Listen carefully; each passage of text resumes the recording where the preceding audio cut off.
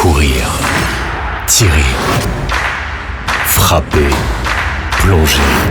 MDJS, supporter de votre émission Le Club.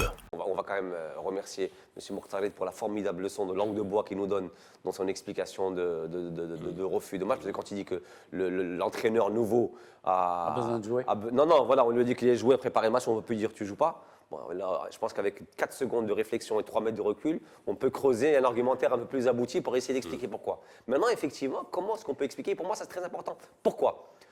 Que je dis aujourd'hui qu'il y a des relations historiquement formidables avec vous, bien plus qu'avec d'autres, on le sait bien ça aussi, je pense que c'est un fait. Se braque à ce point-là, voilà, le niet pour refuser. À votre avis, pourquoi ils disent non, hors de question? Effectivement, parce qu'aujourd'hui, ça ouvre un précédent où nous sommes passés de décisions collégiales, de bon voisinage entre clubs, à effectivement un nouveau genre où les clubs aujourd'hui peuvent rentrer dans des conflits parce qu'aujourd'hui, même avec Sida, ça se passera plus comme avant avec Sida aujourd'hui. Jalal, à cause de ça. Honnêtement, j'ai lu leur lettre pourquoi ils veulent reporter le match. Je regrette tout simplement que Jdida n'a pas donné suite favorable à la demande de la Ligue. Hein. Oui, c'est la Ligue qui nous a demandé de les contacter. En fait, pour moi, dans tout ça, c'est ça que je trouve le plus bizarre. D'autant plus que le président de Difa Al-Hassin Jadidi, c'est un membre fédéral, donc il est supranational, donc il gère les intérêts du football d'une manière générale. N'oublions pas que le Raja, comme le Wa, comme le Hassania, comme Berkane, ils jouent pour des compétitions où l'honneur du Maroc est respecté. Lorsqu'on était à Alger, on dit Al-Raja Al-Maghribi.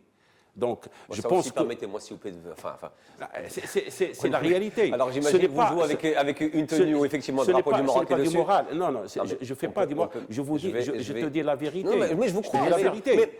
Amine, le Raja ou le Wydad ou Berkane, ils représentent qui? Ils représentent le Maroc. Non, ils ne représentent pas Berkane, je suis désolé. Ils représentent le Maroc dans une compétition internationale. Permettez-moi de vous dire que moi, je trouve que la seule équipe qui me représente, c'est l'équipe nationale quand elle joue à l'extérieur, au Maroc. C'est ton point de vue, Amine. Et je partage avec moi-même. Et que j'estime que chaque club, après, je pense qu'on est quand même pas mal des personnes là. Chaque club aujourd'hui ne représente que l'entité qu'il représente. Non, là, c'est la parole du supporter. Non, bien sûr, après, c'est mon avis. Tu es d'accord avec moi, lorsque ton équipe, et tu représentes ton équipe au niveau du bureau fédéral qui gère les intérêts suprêmes du football marocain, tu es supranational, donc je pense que un peu de flexibilité, ça s'impose.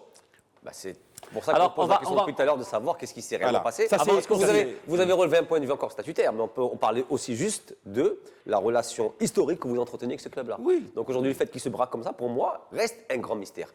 Recommencer, repartir et y arriver. MDJS, supporter de votre émission Le Club.